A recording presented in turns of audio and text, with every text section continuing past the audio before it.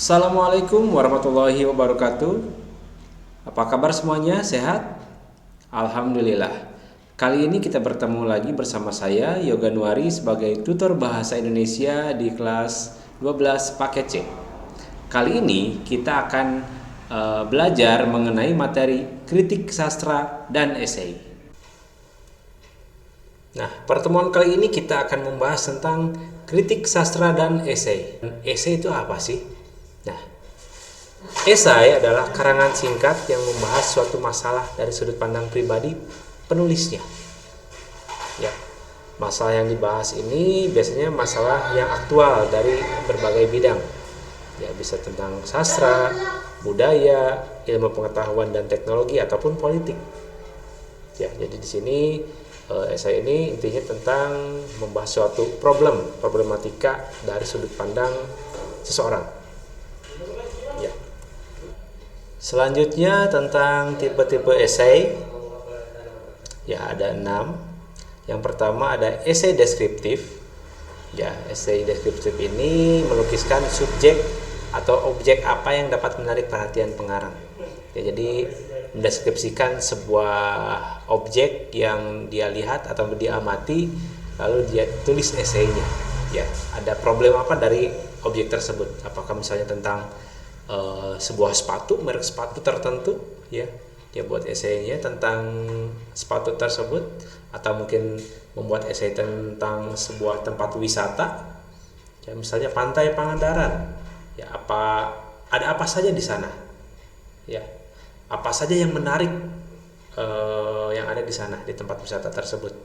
Ya, apakah pantainya, ataukah pemandangan alamnya, ataukah mungkin ada hal-hal yang menarik lainnya? Ya, itu tentang esai deskriptif. Jadi melukiskan atau menggambarkan suatu objek.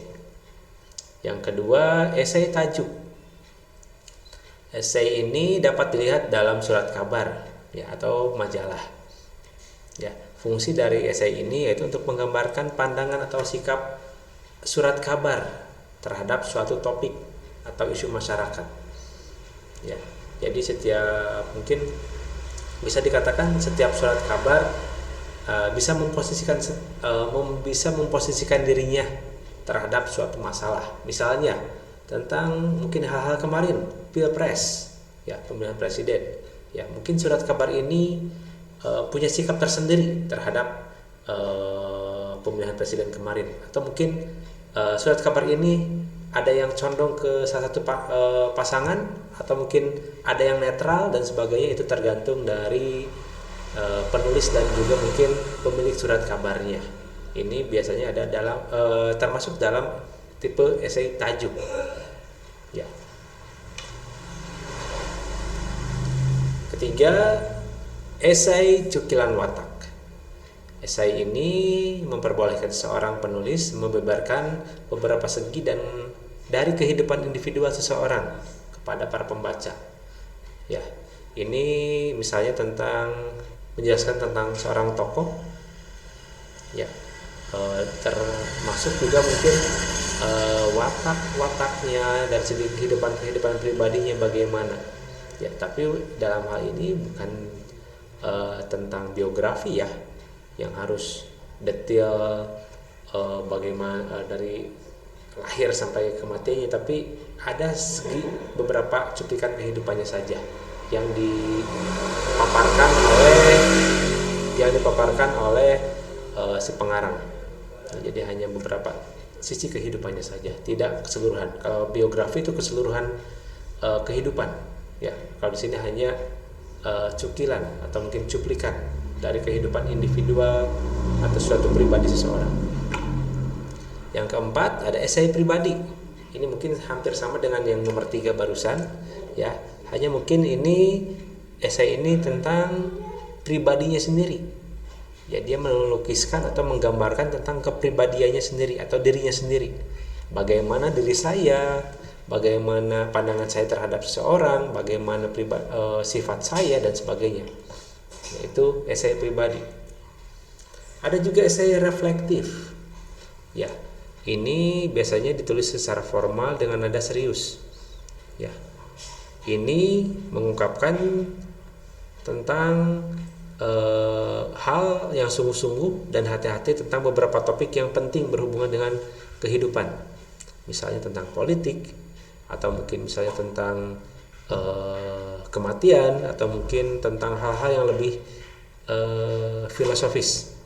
Ya tentunya kan kalau filosofis itu tidak bisa dengan bercanda, ya tentunya harus sungguh-sungguh supaya yang diungkapkannya sampai kepada pembaca. Dan yang keenam, esai kritik. Ya ini mungkin hampir mirip dengan yang dibahas sebelumnya tadi tentang kritik sastra. Ya ini penulis memusatkan diri pada uraian tentang seni. Ya seni di sini bisa banyak hal, bisa tentang lukisan, ya seni rupa, ya bisa tentang patung, bisa tentang seni pertunjukan, teater, sastra, musik dan sebagainya. Ya dalam hal ini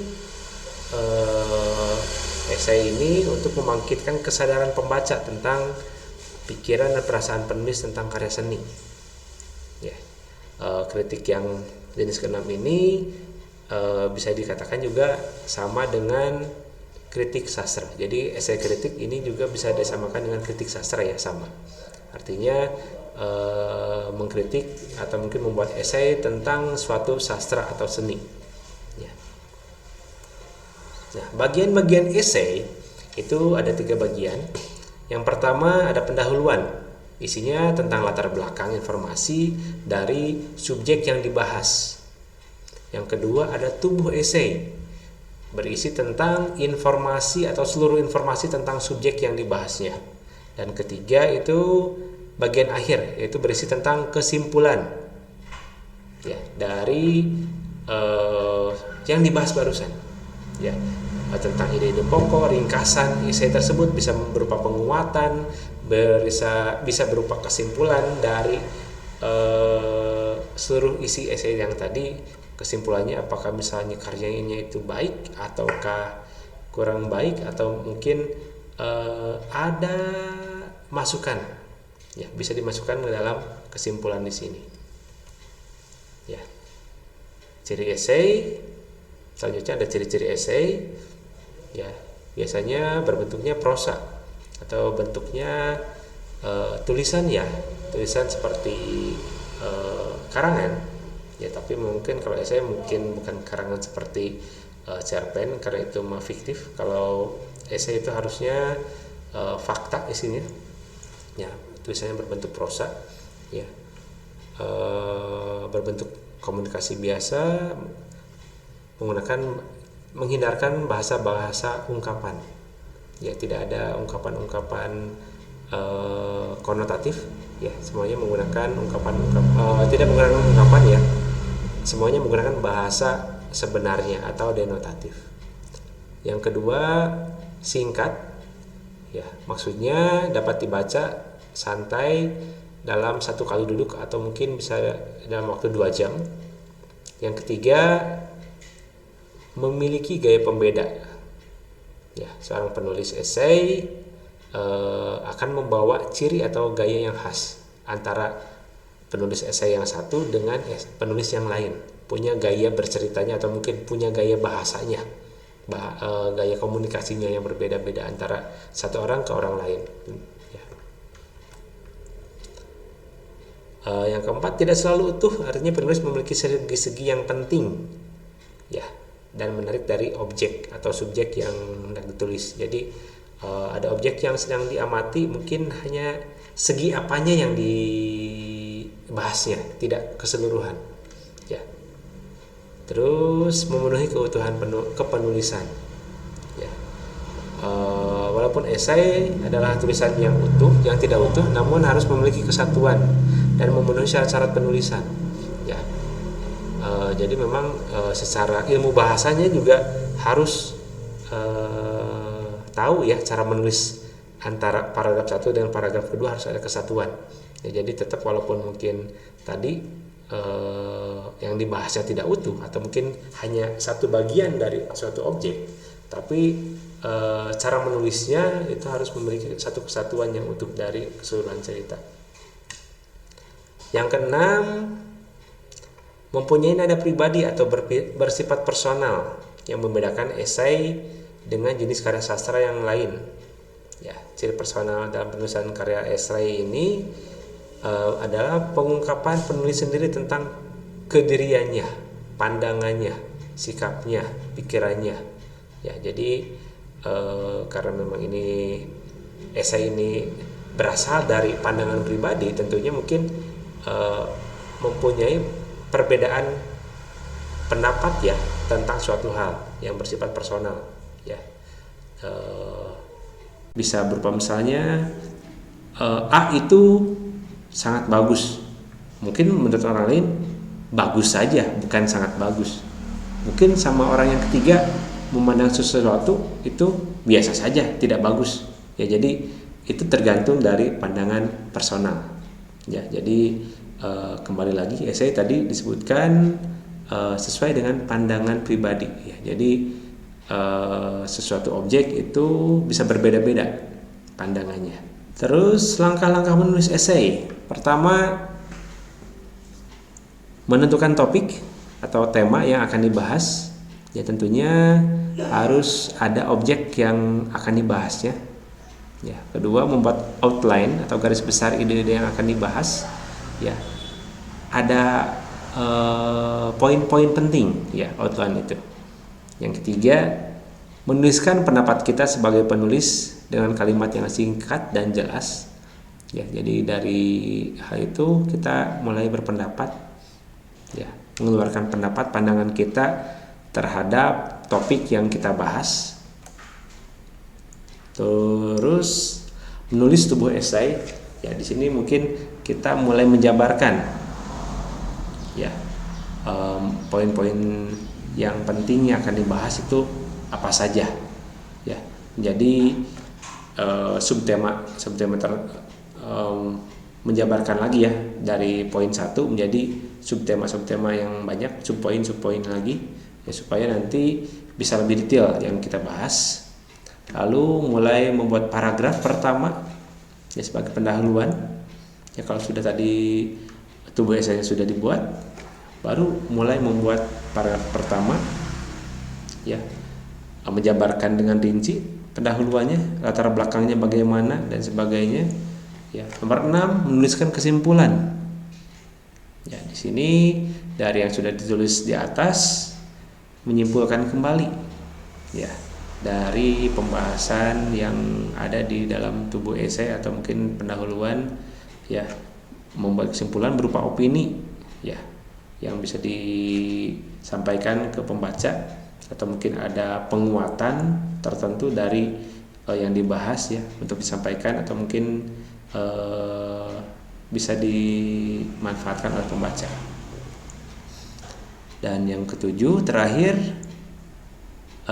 ada sentuhan akhir ya, agar pembaca merasa bisa mengambil manfaat dari apa yang kita tulis. Jadi dari esai yang kita tulis, mudah-mudahan ada manfaat yang bisa mereka ambil ya. Tentunya hal ini mungkin bisa berbentuk pesan ya, atau mungkin ada penguatan tadi ya, bahwa mungkin sastra ini harus bagaimana, atau mungkin kita menggambarkan karya seni yang kita nilai itu apakah misalnya lebih baik seperti ini ya. Jadi ada hal atau manfaat yang bisa diterima oleh pembaca. Contoh esai yang ditulis oleh Teguh W. Sastro bisa kalian baca di sini ya beberapa saat. Kalaupun misalnya terlalu singkat waktunya, boleh sambil dipause. Oke, demikian materi kali ini. Hanya itu yang bisa saya sampaikan. Mudah-mudahan ada manfaatnya ya. Terus belajar, terus semangat untuk menggapai ilmu, untuk menggapai masa depan kalian. Terima kasih. Wassalamualaikum warahmatullahi wabarakatuh.